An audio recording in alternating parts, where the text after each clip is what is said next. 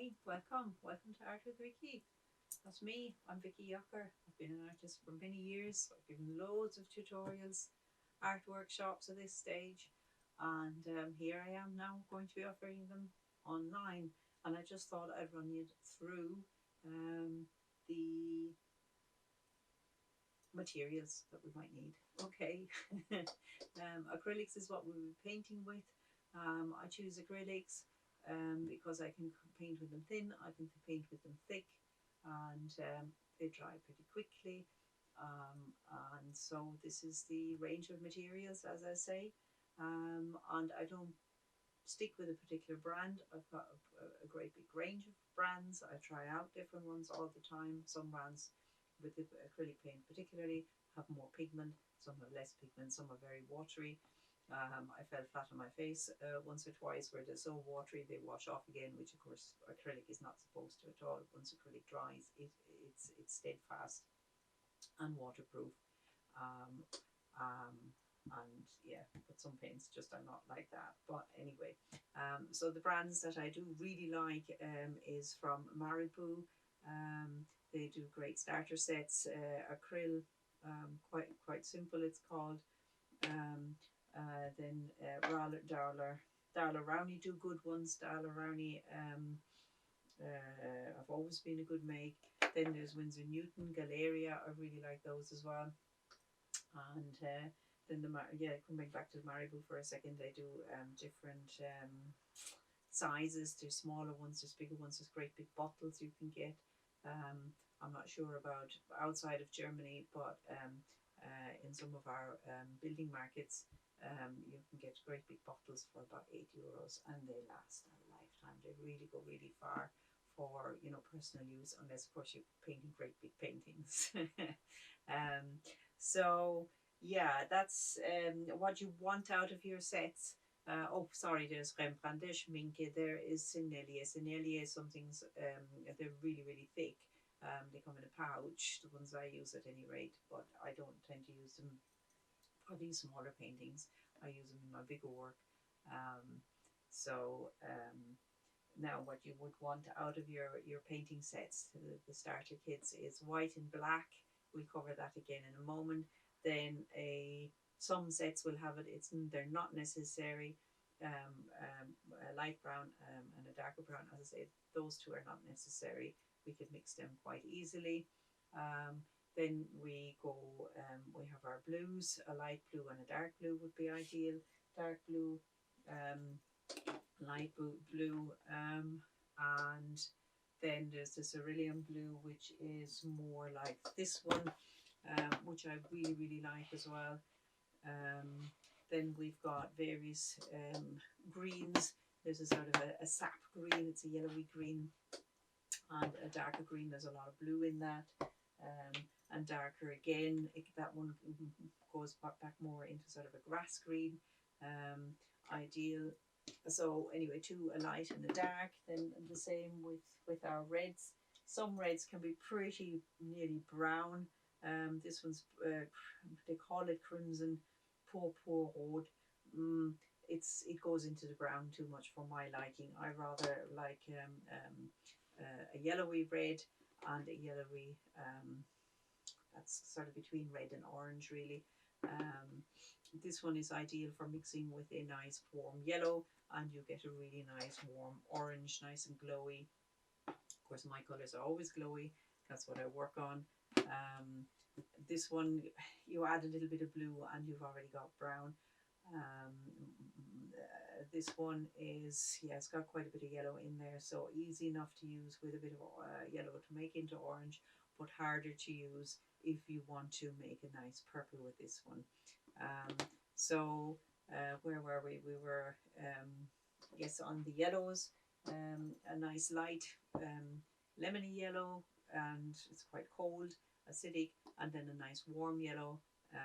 And then what I do sometimes, I get this another cheap brand, Bleiswig. We can get this in Germany very easy.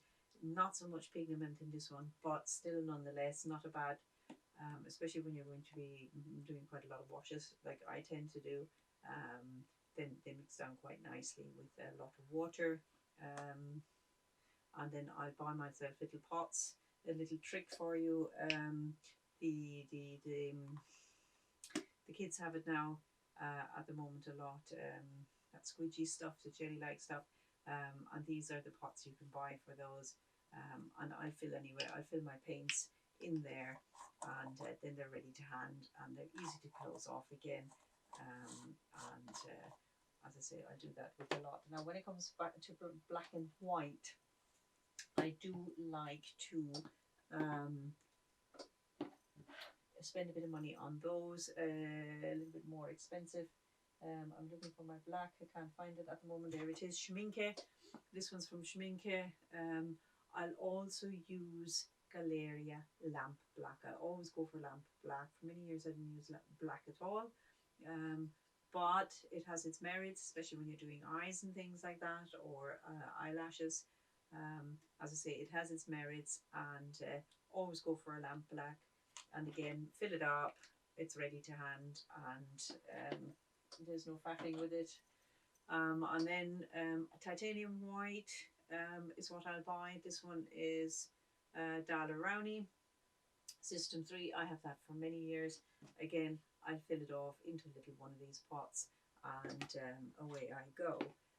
Well worth the investment to spend a few more quid on a good black and a good white. White is used a lot. It's great for highlights and more expensive stuff. Then the cheaper stuff, the Marabou is not a bad white. It's quite opaque, and you can achieve some really nice texture with it as well, which leads me on to my palette knives, because I do like to paint with texture quite a lot. I scratch it, I build it up, and there's a plastic palette knife, painting knife, colour knife, got many names, and that one's got a nice little spring in it. Cheap as chips, easy enough to find, usually come in sets of 3 to 5 of different sizes. My favourite one is this. Again, it's not that expensive.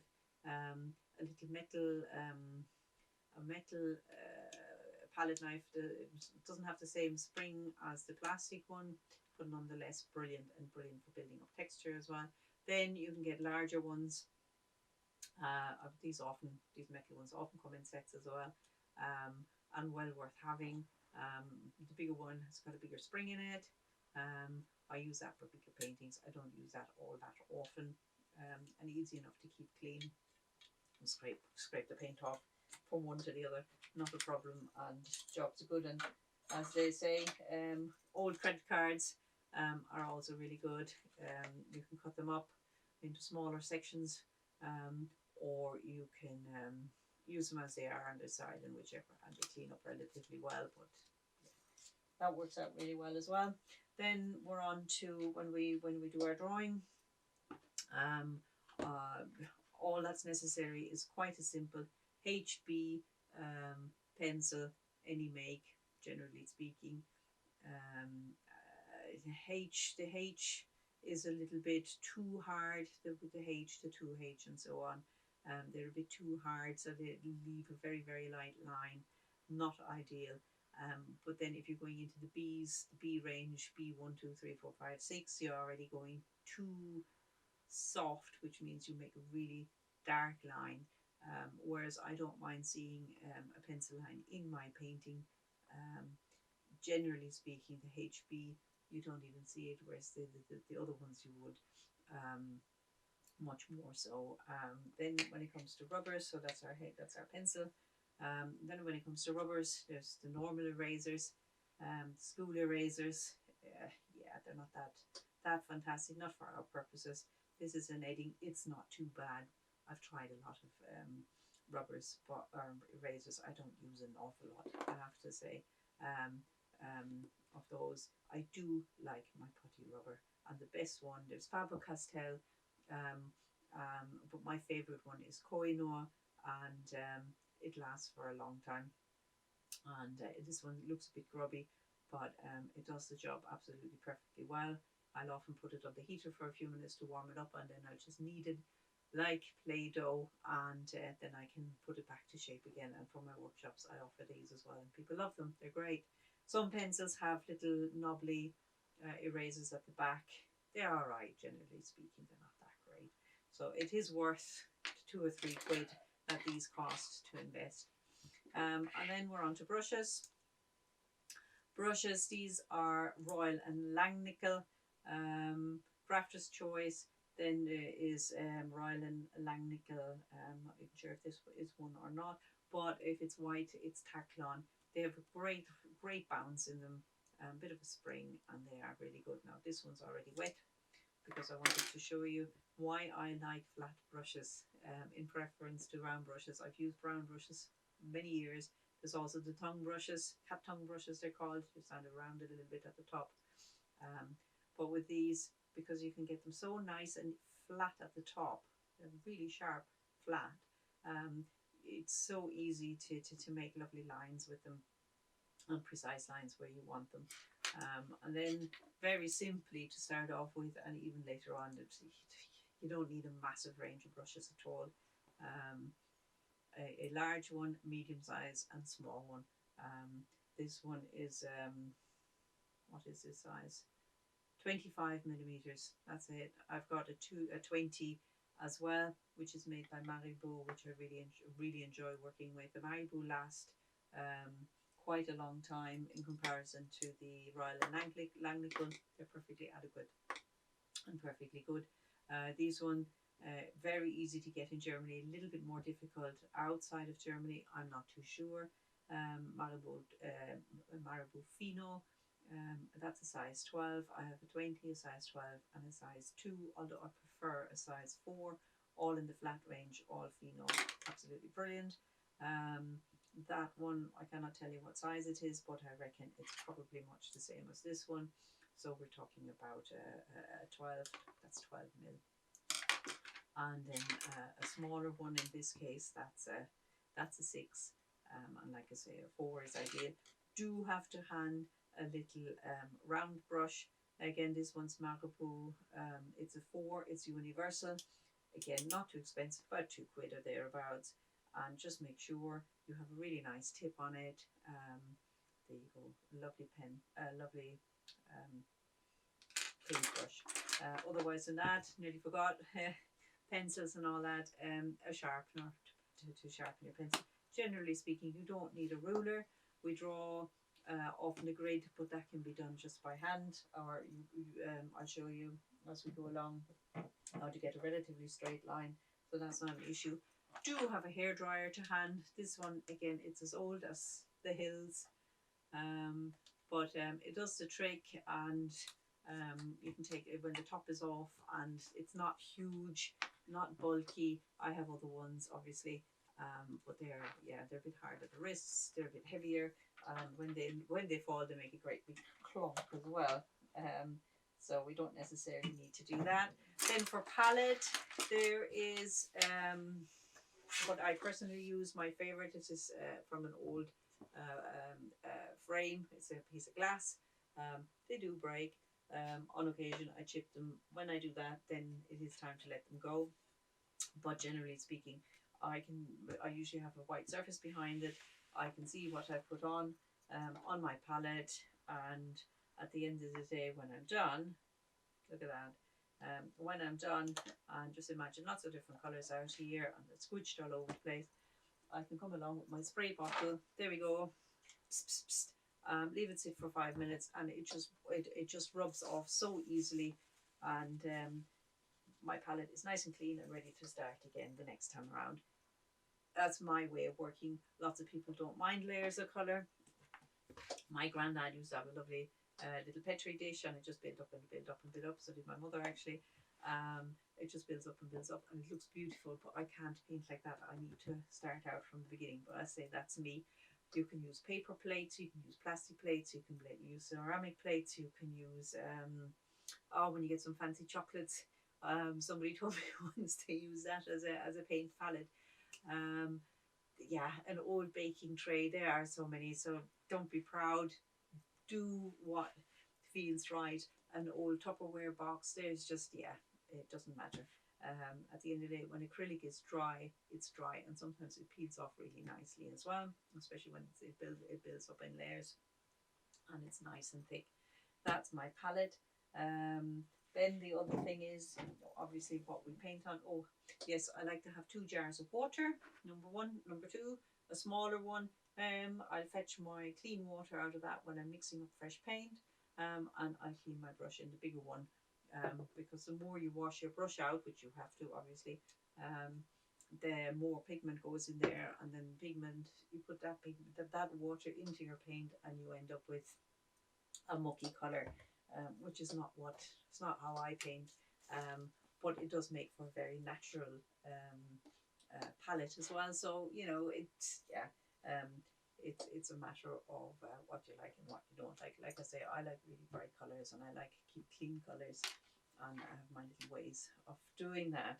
Now then we have, for painting purposes, there are cards that are quite thin, painting cardboard, usually covered in a bit of linen or linen-like, or cotton, and it's usually primed as well. Great for painting on, not a problem. Once they're finished, they're easy to stack away, store away, want to look at it again another time, or you can actually put them on put a frame in front of them, and you can hang it up just as much as you can with a canvas, a stretch canvas. My preference is a stretch canvas, and there's a nice resilience to it, and it just feels really nice and professional to paint on it. Which you can imagine, I paint so many paintings. The board is easier stacked. Generally speaking, we'll be painting on 30 to 40 mil. If that was the right way around, that would be even better. On 30 to 40 centimeters, and sometimes we'll even paint on a 30 by 30. The depth of the canvas makes no odds. You can go 3.5 centimeters, 4 centimeters. Looks fantastic on the wall, of course, or go thin. Once you frame it up, you can't even see how deep the canvas actually is. Now you'll find me on Instagram, art.withvicky, with.vicky. You'll find me on YouTube, Art with Vicky. You'll find me on Facebook, Art with Vicky. I'm really looking forward to starting these tutorials. I'm really looking forward to painting with you, because we do them live. Some I'll sell as well. You'll find my artwork on Art with Vicky, and I'm really looking forward to seeing your results, and I'm really looking forward to see what paintings emerge from this as well, both from my side and from your side, and let's enjoy it. Okay, thank you. Bye.